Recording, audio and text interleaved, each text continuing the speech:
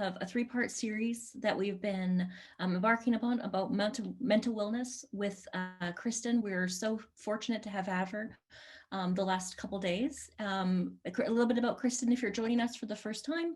Kristen is a mental health therapist with the Family Center. She has 3 years of experience as a community-based mental health therapist and works with diverse populations, including kids, teens, adults, seniors, couples, and families. Kristen takes an eclectic and holistic approach when it comes to counseling, as she views her clients as the expert in their own healing journey. We're so thankful for her graciousness and her absolutely generous spirit that she's allowing to share with us, and we're excited to take part of part 3 today. Thank you so much, Amber, for that wonderful introduction. And I want to welcome you all, including volunteers, our stage staff, and of course, all of you in our community out there for tuning in for our mental health wellness series in this pandemic. So today I do want to be transparent in if anything triggers you in our presentation today, because we're going to be talking about grief and loss. Please do some self-care. It's okay to take off, yourself out of the picture for a little bit and then come back whenever you can. All right, I want everyone to be comfortable, and I will try my best to have it not be so heavy that it sits in our body so much. All right, so today's presentation is about coping with grief and loss during the pandemic. All right, so I have this picture right here of the ocean. I really like this quote when we talk about grief. And I want to kind of set a basis of how I talk about grief is through the lens of loss. Grief is like the ocean. It comes on waves, ebbing and flowing. Sometimes the water is calm, and sometimes it is overwhelming. All we can do is learn to swim. So how do we define grief? Of course, we like definitions, right? So a dictionary actually defines grief as a deep distress caused by a tangible or intangible loss. So what's a tangible? Something that we can see. So it could be a loss of a home, loss of a house that you had for a long time. Intangible loss of a relationship. You can't really see it, you can't really touch it, but it's an incredible loss that you feel. Grief is the normal and natural reaction to loss or any change of any kind. Grief is the conflicting feelings caused by the end of change in a familiar pattern or behavior. While grieving is a natural process in response to loss, complicated grief or prolonged grief is most prevalent in the older adult population. Complicated grief can lead to poor social life, anxiety, depression, hypertension, cardiac conditions, and overall reduced quality of life, and even worse, suicidality. Okay. Now, I want to also say that each person's grief journey is actually really unique to them. It's as unique as a fingerprint or a snowflake.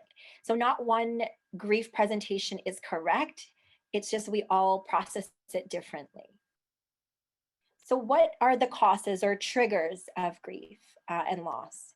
It could be death of a loved one. So that could be family, friends, humans, but also it can be pets that, have been family to you.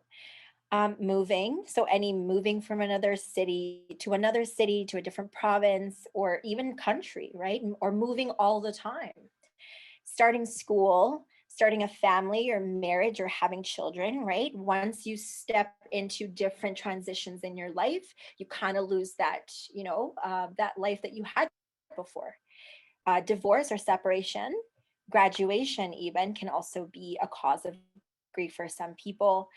End of addictions, major health changes, retirement, financial changes, whether it's having more money or having lost a lot of money, holidays, legal problems, empty nest, or even pandemic, right?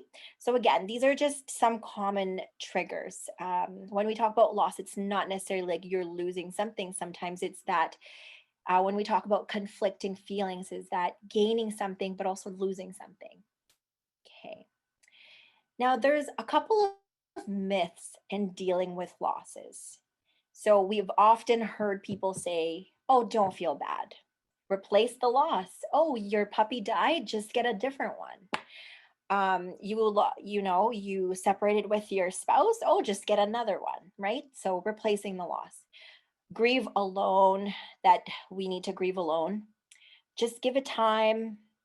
We also often heard, you got to be strong for other people, or that we have to keep our lives going and be busy. And then I put in quotations too, a lot of the things that we normally hear from people. Get a hold of yourself. You can't fall apart, especially if you have kids, you got to take care of them. He's in a better place or she's in a better place. The living must go on. Oh, this one's a good one. I hear this a lot too. All things must pass. Oh, God will never give you more than you can handle. Oh, you shouldn't be angry with God. Or, yeah. So now I wanted to ask you guys for our first breakout question, number one. Um, can you think of an event during this pandemic, since we're going to be mostly talking about grief and loss in the pandemic, that brought about conflicting feelings like grief, loss, hopefulness, joy? So, as an example, I'm just going to use it myself and as an example. If I'm being transparent, I recently just had a separation during the pandemic of a almost 10-year relationship, and today is actually would have been my 10-year anniversary. But I love doing my job, so this is a great thing for me to do. But yeah, it brought about conflicting feelings because obviously I miss the person and I miss the family that we had. But at the same time, I'm hopeful for the future because I get to do the things I want to do as well, like focus on my career and things like that. So again, something that brought about conflicting feelings can really bring about feelings of grief and loss. So the breakout sessions, by the way, it's voluntary. You don't have to share if you don't want to, but I want to offer the opportunity so that we can talk as a community about certain losses that you've experienced that is unique to you so that we can sort of learn and be there for each other. Again, if something is triggering, I already told the Laurel and the volunteers that you guys can access my help after our presentation if we have some time. Participating in those breakout rooms, I think it's so necessary to have a voice in some of these really hard topics. So I'm just going to continue for the sake of time, but hopefully if we have more time at the end, I will definitely accept questions and things like that. So there is a popular theory about grief called the Kubler-Ross grief cycle. And it's this 5-stage model of grief that has been taught to us. So the first one is denial. That's when you feel those feelings of avoidance, confusion, shock, fear. Well, you're like, this is really not happening to me. Anger is next, right? The frustration, irritation, anxiety. Then there's bargaining, where it's like struggling to find meaning, reaching out to others. That's when you tell your story. And then depression hits, where you feel overwhelmed, helplessness, hostility, and then there's a sense of flight there, like a panic. And then acceptance happens, where you explore options, you have new plans in place. That's when you're able to actually get guidance and direction from people. So what does that look like in the pandemic? So how I put it, these are just examples. So the stages of grief within the pandemic: denial. Oh, the virus won't affect me. Lots of people say, oh, the virus doesn't exist either. The flu kills more people every year. This isn't a big deal. What's anger? Oh, you're making us stay home and take away our freedoms? That's ridiculous. Why didn't anyone get ahead of this? Right? We feel that anger, we're irritable with our family, our friends, or coworkers. Totally went through this too, when we had to when we didn't know what's going on, and we have to basically flip our whole therapy model from in person to now deal with it, telephone counseling and video counseling. Bargaining. Okay, if I social distance for 2 weeks, everything will be better, right? This is all temporary and it will save lives, so it'll be worth it. And then we wait and we wait.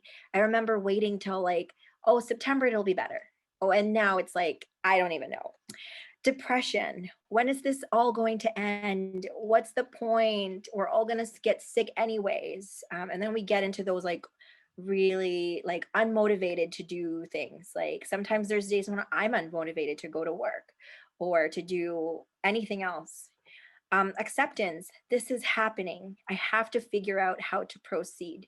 So that may be when we're planning our self-care, right? How do we protect ourselves from burning out in the pandemic? So that's when acceptance happens. Now, what does it actually feel like? We all think that there's this linear thing, like on the left side, right? The stages of grief is this really nice unilateral or linear motion of like, oh yeah, we go through shock, denial, anger, and then, then we kind of get depressed and then we finally accept. So actually in the reality, our experience is more on the right one, where it's a mumble jumble of feelings. One day you may feel shock and numb and denying it, but then the next day you're probably more hopeful. And then you go back to anger, or you go back to like denial again. Or then you go through, okay, hope, and now you have patterns, you think you've accepted things, but then you can easily go back to anger, especially when something about it triggers you. So it's basically not a linear motion. It's more of this like conflicting feelings, overwhelming. You go back and forth, back and forth. That's what grief is more like. And some key things to remember is that the acceptance is where the power lies when we talk about grief. So, how we want grief to work is this linear thing. Okay, let's go through the stages because I want to get to acceptance. But unfortunately, that's not how grief works.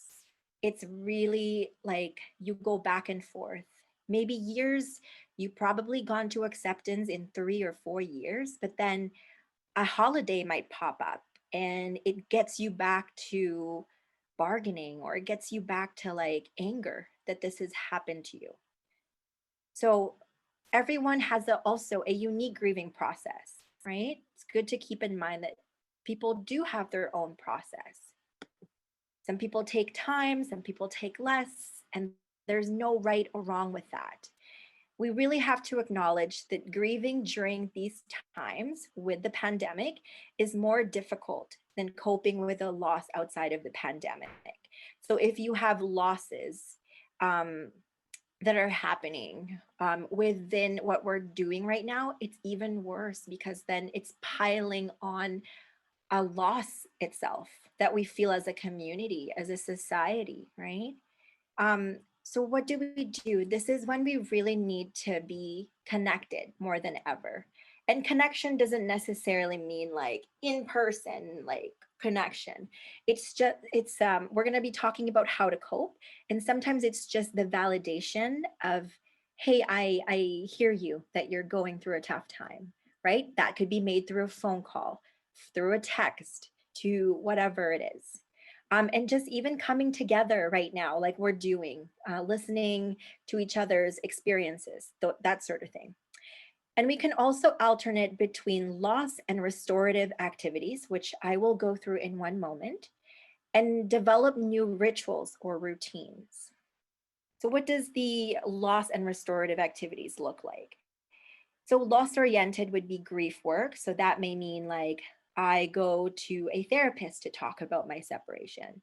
Intrusion of grief, breaking bonds, ties, or relocation. So, moving into a different home, denial or avoidance of restoration changes. Um, like sometimes, okay, I don't want to do anything. So, I'm going to avoid the chores because sometimes we just need to feel some of these emotions that we're feeling. Now, restoration oriented. So that may include attending to life changes, doing new things, distraction from grief, denial or avoidance of grief, new roles, identities, or relationships. So, for example, I took a sick day on Friday and I did some grief work where I just cried for an hour. And then I told myself, I am going to get back to real life after this hour. And that would be the restoration oriented. So, what did I do after I felt my feelings? I picked up my guitar and started writing new songs, right? So something new. And it's okay to go back and forth like this model kind of looks, right? We can go from loss oriented to restoration oriented. And it doesn't have to just be like, I'm going to go through loss oriented for a whole month. It's really up to you how you do that. Now, tools to cope with grief. Resiliency. We are stronger than what we normally give ourselves credit for. For example, that you can also do talk to a grief counselor or any therapist, right? There's therapists that actually um, specialize in grief as well. Support network, attending a grief group. There's apparently bereavement groups in Edmonton. We just have to Google that and research that. Being mindful of the present moment. So tuning into what we're seeing, right? Our senses, just going out in nature, focusing on what you can control. So in the pandemic, if that means what you can control are your thoughts about it, your feelings and your actions, like doing your routine, focus on that one because you're going to be more successful in controlling that rather than the pandemic going away.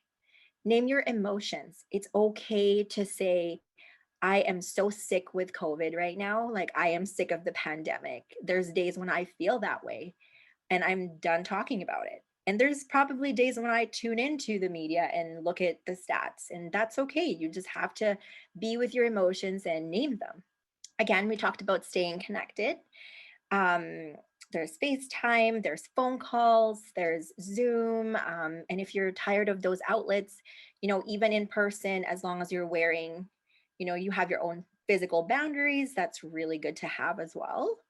Maintaining a routine or schedule is really important. It's probably something that I've talked to all the clients when we had the lockdown, that has worked for all of them because I asked them about feedback and they said, yeah, routine is actually really good for my mental health.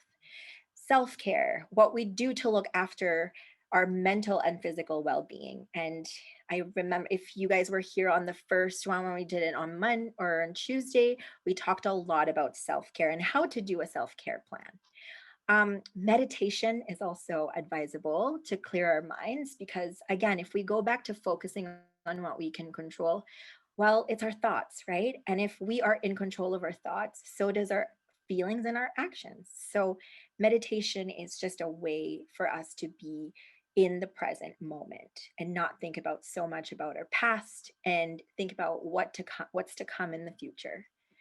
Last but not least, positive imagery to think and visualize what brings us peace, especially when we have conflicting feelings. It's really good to think about maybe the positive memories that your loss has given you. So I'm dealing with a lot of clients who lost a lot of people and lately, and the favorite question I ask of them, and they also like to answer is like, what would that person tell you? What are some good memories that you guys have had in the past that you still hold, right? And what do they mean to you? So just elaborating on those positive memories are a really good way to deal with that too. Even when we're talking about the pandemic, it could be the positive memories that you used to have when you had all that freedom, because maybe we take those things for granted sometimes. So it's good to give it a check. Now, when is extra support required? So it could be when people have increased depressive or anxiety symptoms, like a lack of motivation, hopelessness, tearfulness, irritability, increased substance use or unhealthy stirs, which we call short-term energy relieving behaviors that are mostly for distraction, like overeating, binging on alcohol or drugs, sex, shopping, social isolation when you don't really need that, excessive exercise. That one, I really did that after my separation. Workaholism, binging on Netflix or playing video games, etc. Right? You can think it's endless. There's a lot of stirs out there that we do. But in essence, what they are is just short-term relieving, right, of what we're feeling. Inability to complete activities of daily living, like getting up, like the very basic of like getting up from your bed, right? Doing chores, work, eating, or if you have kids, parenting can't do that, sleeping, or also if there's suicidal thoughts, because then what happens is maybe it's not necessarily grief and loss anymore. It could be, depression. It could actually be like another mental health. Also, though, it's good to keep in mind that a lot of people that I see, for example, they all they say is I have depression, when sometimes it's actually it's grief and loss.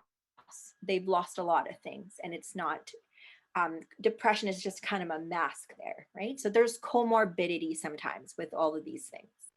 Now, how do we support others who are grieving? Because all of you today have the power to do that, right? All of you here today, I don't think you would want to learn about grief and loss if you weren't understanding, or you didn't want to know more about how to support maybe people in your life that are going through grief, or yourself as well. So active listening is very important. Like, this is basically saying, okay, letting someone talk about their story, not asking questions, not interrupting them, not saying all those, you know, not going to cheerleader mode, like you're going to be fine, we're going to, those things. Just letting people talk, right? Giving them the space to talk. And nonverbals are also important. So no rolling your eyes, no checking your watches or things like that, right? Just really focusing on the person, having eye contact, that sort of thing, having a mellow voice, right? And if that person is okay to be comforted, asking them, do you need comfort right now, right? Another one is empathic and understanding. So empathy is really, really important here. So a lot of people, when they get messages about loss, even in the pandemic, it could be that they just really don't know what to say. So instead of saying anything that might not be good for the person, why don't we just say, I can only imagine what you were going through? Or basically being honest that, you know what, I actually don't know what that feels like, but I am here to listen or offer you whatever practical support. But I can offer you, helping you call someone, to deal with your grief. I could maybe take you to your appointment, whatever your boundaries are too, right? um, but instead of saying that I do know what you're talking about, if you really don't know, I think it's more helpful to be honest with that person and say, I don't, you're right, I don't know what you're going through, but I'm here to listen to you. Or I understand, this one is my favorite too, just saying like, I understand you may be feeling whatever emotion. It could be like, I understand you may be feeling sad because your your pet just died, because that pet meant a lot to you. Because, or for COVID, I understand you may be feeling angry because you can't do your normal routine anymore, or because um, you don't know how to connect to others, right? Without that in-person stuff. So basically putting yourself in their shoes can help you understand what they're going through. And sometimes that's what people who are grieving needs, is just for you to validate their emotions, not to fix them, but just to see them as like, you know what, this is normal, and I can see you as a person going through this. And then the last one is checking in. So one of the things is, I hear a lot too, is like, okay, call me when you're ready, call me when you want support. But when you are encountering, grief and loss, that's probably the last thing on your mind, is to reach out to people. So I really appreciate that my friends would just say, Kristen, do you mind if I check in on you, twice a week if I don't hear from you, just to say hi, just to see if you're okay. So I appreciated that, because it didn't give me pressure to call them and reach out to them when I'm crying in my couch. Like, it was more, okay, like they would check in on me. So it's kind of nice to have those check-ins as well. So that's very, very useful. Now, each person's grief is as unique as their fingerprint, but what everyone has in common is that no matter how they grieve, they share a need for their grief to be witnessed. That doesn't mean needing someone to try to lessen it or reframe it for them. The need is for someone to be fully present to the magnitude of their loss without trying to point out the silver lining. So I really love this quote. I think it really captures what we've just talked about. That doesn't have to be pointing out the silver lining right away. Could just be sitting with that person, being in silence, I think as a society, we don't do it enough, but there's a beauty to sitting in silence with someone and just witnessing what they're going through or their emotions. And that is more helpful than saying something like, this too shall pass, or those myths, right, that we talked about before. So there's also how to support others who are grieving if they need more professional support. Like Amber said, I work at the Family Center. We are going to have a grief and loss group. Hopefully it'll go by in 2021. It's an in-person support group, or if we get, protocols from the government, it could be virtual as well. But also we offer individual, family, couples, whatever counseling through phone, online, and in person. You just have to Google us and then reach to us. We also have our drop-in hours if you want in person, where you just go to our downtown location and you don't need an appointment, you just walk in. So that when you're feeling grief and loss, I understand that sometimes you feel it right away and you don't necessarily feel it on the other days. So if that's something that interests you, there's a drop-in process for that too. Apparently, there's also a grief and trauma healing center in Edmonton as well. So if you Google that, their address will come up and you can phone them as well. And also there's bereavement groups happening in Edmonton. We just have to search that and see if they even have virtual stuff. All right, and that visibility which makes us most vulnerable is that which also is the source of our greatest strength. So I want to share something that I came across on TED Talk, and it's called How to Transform Grief into Growth. Do we still have enough time, Laurel? Is that okay? Yeah, we have about 10 minutes. Okay, perfect. We'll still, hopefully our folks can stay tuned, but here's the presentation. So just listen in. Felt at peace. And I wanted to figure out why. I wanted to be able to figure out how I can teach other people to feel this level of contentment at peace. So I started writing down the monumental moments of my life where I took a pivot, a turn, a change, and something that was really uncomfortable that helped me grow, something I was proud of. And all of these moments, I was trying to reverse engineer and see, well, what led up to these moments? What caused this? And I was shocked, because every single one of the moments where I was the most proud and grew and stretched all led back to the exact same thing. Grief and immense emotional pain and loss was the catalyst for the biggest growth moments of my life. So I wanted to figure out, well, what did I do? How did I transform this grief into growth? And I realized I used the exact same process for each one of those growing opportunities, those growing moments. It started with forgiveness, and then went into vulnerability, and finished with courage. And this ongoing cycle of forgiveness, vulnerability, and courage has been sprinkled throughout my entire life. Because grief is so much more than losing a person. Grief can be a divorce. Grief can be losing a job. Grief can be any time we lose something that once was that no longer is. I wasn't supposed to wear that earring, I guess. And so with each of those experiences I had, I went through that same cycle. And so I started to dive deeper into, well, what exactly happened? I lost my grandmother to lung cancer. She was diagnosed, and within 2 weeks, she passed. It was so sudden, it was so quick, and I was angry. I was mad. I had so many emotions of, why? The doctor said she had it for 6 months. Why didn't we know? Why wasn't I more involved in her life? All these different questions that always led to the exact same thing, either guilt or blame. And so until I was able to forgive myself, forgive the doctors, forgive the situation, forgive her, forgive all of it, I wasn't able to feel unstuck from that grief and that pain.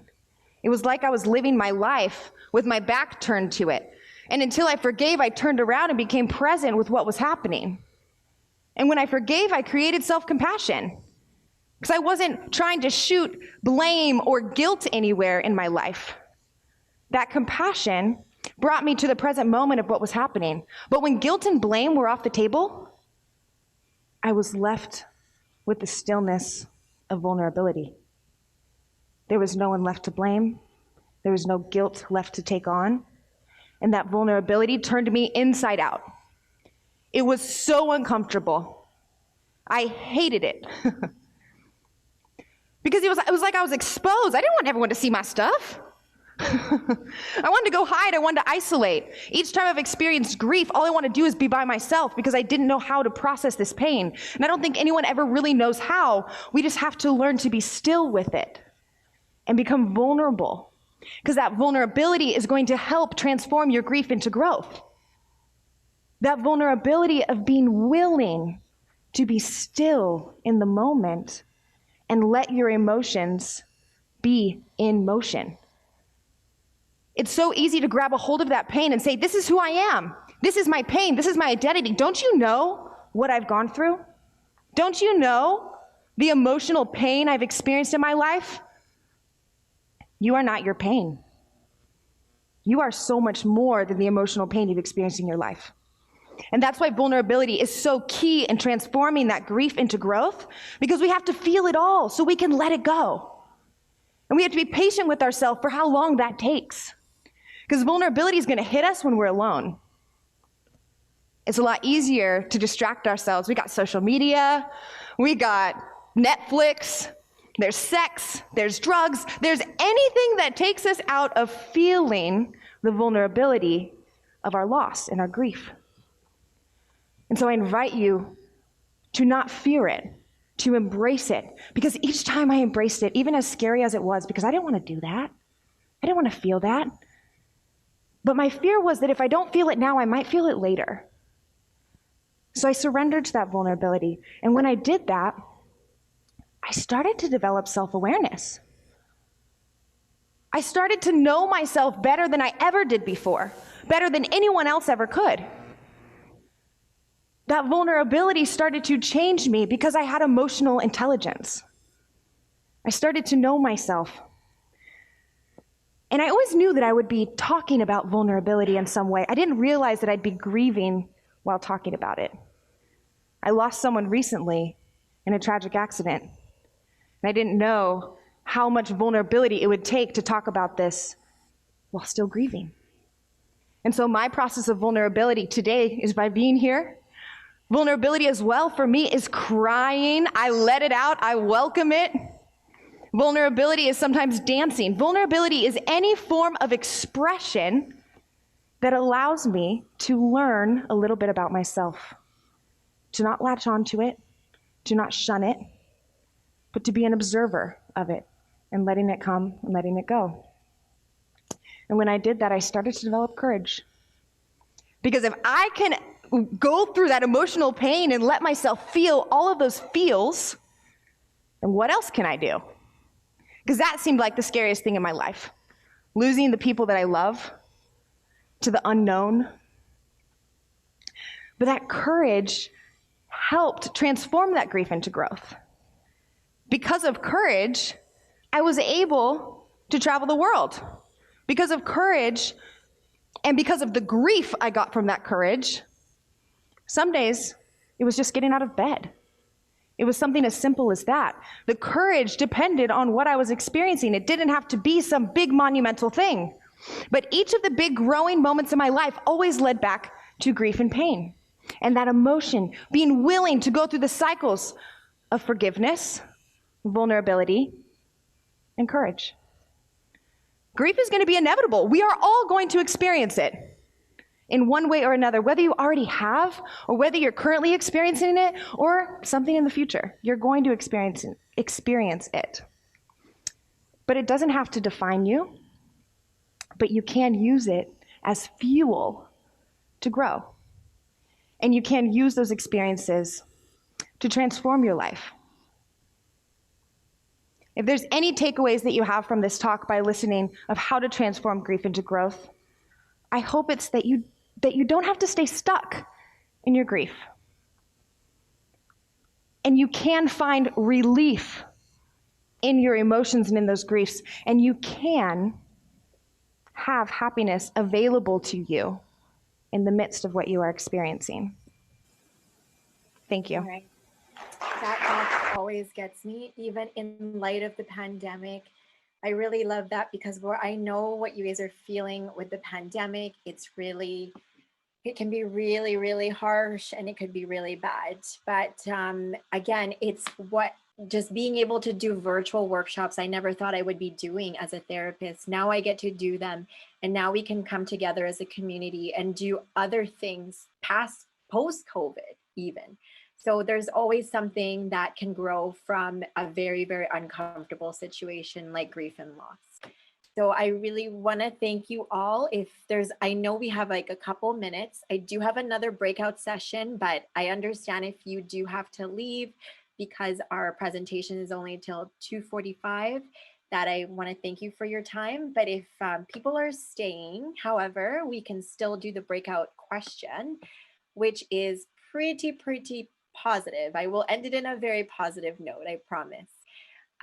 What is a takeaway or lesson you have learned from going through a certain kind of loss in your life? And if you want to be specific, because we're talking about the pandemic, what is a takeaway or lesson you've learned or you're learning right now while you're going through this pandemic?